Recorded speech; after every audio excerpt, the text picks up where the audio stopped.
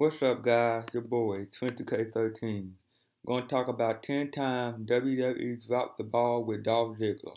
And this comes from WhatCulture.com. Nick Nemeth has been under contract to the WWE since 2004, which is a lot longer than fans might think. But then, even before bleaching his hair blonde, he served as a caddy for Chavo Guerrero in late 2005 before becoming a member of the Spirit Squad shortly thereafter, then known as Nikki. It was until September 2008 that Nemeth resurfaced on WWE TV as Dolph Ziggler, branching out into single competition and mixing it up with the established likes of Batista and Jeff Hardy. He quickly proved his worth as a star on the rise with his natural in-ring ability, but for one reason or another, he had yet to reach his full potential in WWE. It's been nearly 7 years since Ziggler was reintroduced into storylines, and although he found much success on his own, he had all the tools to be a top-tier player in WWE. From the way he carried himself to his sensational skills in the ring and on the mic, there is no reason why he shouldn't be in contention for the WWE World Heavyweight Championship right now. In the time he's been with WWE, officials have dropped the ball on him on countless occasions, causing his momentum to fizzle out and becoming the mid-card mainstay he is today. Number 10. Feuding with CM Punk. Ziggler restored prestige to the United States Championship when he held it for the latter half of 2011, defending the title against all comers. However, by the end of his reign, it was evident he was ready to break out in the main event scene, as seen in his stellar showing against CM Punk on the November 21st edition of Raw. Upon dropping the Star-Spangled Pride to Zack Ryder at the December TLC event, he moved up to the main event picture immediately afterward. On the final Raw of the year, he cemented himself as the new number one contender to the WWE Championship when he pinned Punk in a gauntlet match where he would receive his title opportunity the next week on Raw. Although he won that match via countout, Ziggler was able to brag he beat the champ on more than one occasion. They contested another great match at the Royal Rumble, and even though it was a foregone conclusion that he wouldn't be winning the gold, it was imperative that Ziggler be made to look good in defeat. Following his loss to Punk, he was quietly removed from the main event scene altogether. Other than his participation in the WWE Championship Elimination Chamber match in February, he was relegated back to the mid-card by WrestleMania 28. Number 9. Feuding with Edge. 1 year prior to his WWE Championship feud with CM Punk, Ziggler found himself in a similar situation at 2011 Royal Rumble event where he contended for the World Heavyweight Championship against Edge. His hard work and great matches as Intercontinental Champion in the second half of 2010 convinced officials he was ready for the next step on SmackDown. Again, there was no doubt in anyone's mind that Edge was coming out on top with the title intact, but Ziggler and his then-fiancée Vicky Guerrero should stack the deck against him and not allow him to utilize the spear as his finisher. Regardless, Ziggler gave him one of his best matches as world champ, and what made it more special was that they were legitimately travel partners outside the ring. Ziggler was on the losing end that night, but he vied for the gold 2 more times in the week that followed. Ultimately, he was awarded his first ever World Heavyweight Championship when Edge was suspended in storylines, only to return the next week, winning back the belt in quick fashion. The bleached blonde superstar brief reign as champ was soon forgotten, as was his push. He was involved in a throwaway 6-person tag match at WrestleMania 27, where his team lost to the trio of John Morrison, Trish Stratus, and Snooki. Yes, Snooki. Number 8. Winning the Intercontinental Championship. After making some questionable remarks about Randy Orton in an interview over SummerSlam 2013 weekend, all plans to put Ziggler in any manner were instantly dropped He did nothing of note in the remainder of the year, and even lost on the TLC kickoff show to Fandango just a year after beating John Cena in the main event of the same pay-per-view. His lack of direction carried over into the new year, and through it all, the fans still rallied behind him. He came oh so close to capturing the Intercontinental Championship in the Battleground Battle Royal last July, only to be eliminated by The Miz, but his chase for the championship was far from over. While it was strongly believed Miz would be successfully defending the gold at SummerSlam, Ziggler shocked the world when he pinned the Awesome One to take home the title for the first time in 4 years. For too long had the Intercontinental Championship been neglected and treated like an afterthought, but as a workhorse for the company, Ziggler was the perfect superstar to bring it back to prominence. Unfortunately, it ended up being a wasted opportunity. In addition, having 3 different reigns with the strap in 4 months, he lost more non-title matches than he won, making him no different than anyone who had held it before him. Number 7. Getting a makeover. His embarrassing loss to Snooki and company on the grand stage of WrestleMania 27 did nothing to boost his stock as a Raw superstar, and it was clear it was going to take something special to get his career back on track. This official came to the conclusion that he needed a complete aesthetic makeover.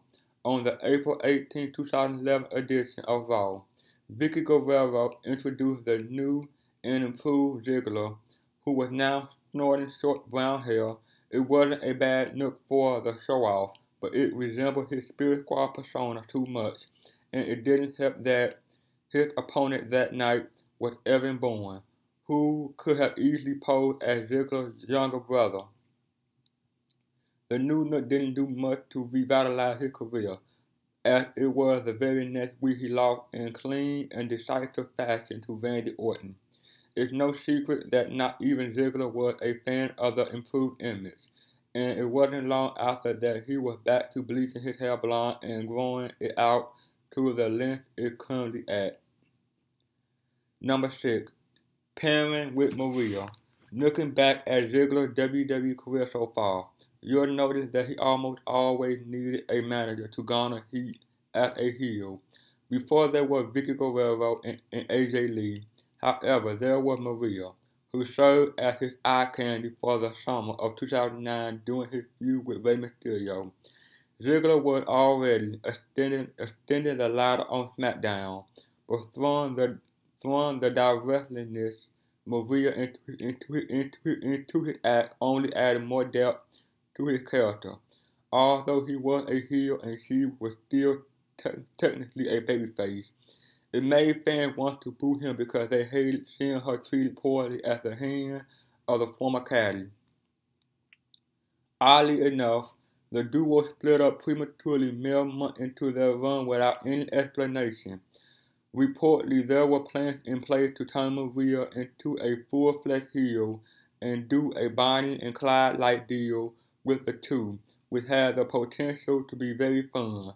But Ziggler's legitimate girlfriend at the time, Nikki Bella, didn't approve of the pairing and played a part in their own demise.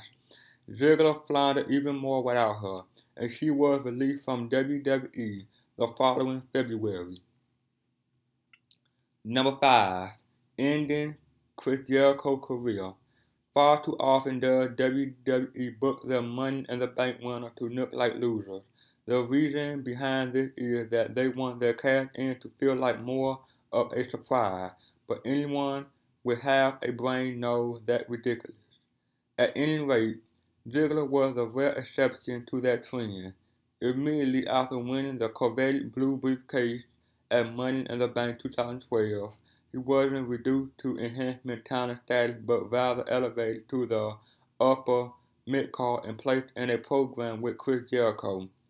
Ziggler taunted Jericho going into SummerSlam that since returning to the ring, he had yet to win the big one, which of course led to Y2J going over at the event. Still, Ziggler had a strong showing against the former WWE champion, and the match was excellent, so he lost nothing in defeat. The next night on Raw, they faced off in a rematch where Ziggler's Money in the Bank briefcase and Jericho's job were on the line. Logically, this was done to write Jericho out of storyline for the foreseeable future, but him doing the honor gave Ziggler the chance to boast about ending the career of one of the greats. Instead, it was business as usual for Ziggler the very next week, who went on to lose to Randy Orton at Night of Champions. Number 4. Feuding with Rey Mysterio. Ziggler returned to the WWE TV with his current character in the fall of 2008, but served as an enhancement during his time on Raw. It wasn't until his move to SmackDown in April as part of the 2009 WWE supplemental draft that fans started taking him seriously. In June, he cemented himself as a force to be reckoned with when he became the number 1 contender to Intercontinental Championship, earning himself a title shot against Rey Mysterio at Night of Champions. Based off the way he was booked that summer, it appeared WWE was ready to go all in with Ziggler, pushed by having him be the one to take the title off Mysterio. By Night of Champions Sunday, the plan had been to put the strap on Ziggler, but the outcome was switched shortly before the bout, reportedly due to something said by Mysterio. Although he was screwed out of the gold on that night, he had another chance to win it at SummerSlam, though he fell short of victory at that event also.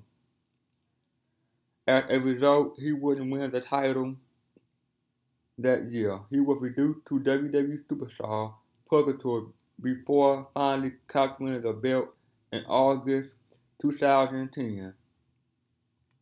Number 3. Beating John Cena at TLC 2012. As noted, Ziggler's hot momentum coming off his huge win against Chris Jericho in August 2012 was briefly derailed during his meaningless feud with Randy Orton, where he got back on track by emerging as the sole survivor in the traditional 5-on-5 elimination tag team match at Survivor Series. From there, he took another step towards superstardom by entering a rivalry with John Cena, who he was set to do battle with in the main event of the TLC pay-per-view where Ziggler, Money in the Bank briefcase were up for grabs. It was outlandish to think Cena would win the contract, but at the same time, the odds of Ziggler overcoming Cena on his own were slim to none. Although Cena came close to securing the contract, it was AJ Lee who cost him the win when he pushed over the ladder he was climbing on, allowing Ziggler to capitalize and emerge victorious by pulling down the opportunity briefcase, beating the face of the company in the main event of a pay-per-view. Was undoubtedly the grandest accomplishment in Ziggler's career up to that point, but WWE failed to follow up on it accordingly. 2 weeks later on Raw, Cena won the rivalry by trumping the bleach blonde superstar in a steel cage match, rendering his TLC win irrelevant. Number 2. Winning the World Heavyweight Championship. After years of up and down, Ziggler finally reached the pinnacle when he successfully cashed in his Money in the Bank briefcase the night after WrestleMania 29 to win the World Heavyweight Championship. The reaction he received that night was deafening, and it was a sign that he was overdue a long reign with that title. Sadly, an abrupt injury suffered in early May caused him to miss a month of action, including the Extreme Rules pay-per-view. In his absence, Alberto Del Rio earned a shot at the strap and was granted his golden opportunity at Payback. With it being his first official title defense, it was assumed Ziggler would come out on top, but WWE instead opted to swerve the fans. Throughout the bout, Del Rio viciously targeted the concussed skull of Ziggler, landed enough kicks to captivate his opponent and win back the gold in shocking fashion. No one wanted to see Ziggler reign in so soon, but it was brilliant as it allowed a double turn to take place and put Ziggler in chase mode. However, Ziggler's redemption story never had a proper conclusion, even after he was done with AJ and Big E by SummerSlam. He never went back for the world title and hasn't held it since. And number 1, winning the main event of Survivor Series 2014. Though his various reign as Intercontinental Champion in the final stretch of 2014, Ziggler was still seen as a mid-card act in the eyes of the fans despite deserving to be higher up on the card. He became a main focus in the Authority storyline by the fall, so much so that fans begun to believe that a heel turn for him could have been in the works. Thankfully, that didn't ultimately come to fruition. Instead, he was the sole survivor in the huge Team Cena vs. Team Authority match at Survivor Series, effectively putting an end to the vindictive stable. The Scott Trade Center came unglued for his monumental victory, as well as Sting's shocking WWE debut, and at last it appeared he had broken through the proverbial glass ceiling in WWE. Ziggler was prominently featured on programming through the next few weeks, but by early 2015, it was clear his status in the company hadn't changed. Bringing back the Authority sooner than expected also didn't do him or his historic victory any favor, so it wasn't a surprise in the spring when he was back contending for the Intercontinental Championship and losing more often than not. What worse is that might have been WWE's last chance to cement him as a star, as he's since been relegated to an awful angle with Rusev and Lana. Well, that's it, guys. Like, comment, subscribe. See you guys on the next one. Peace.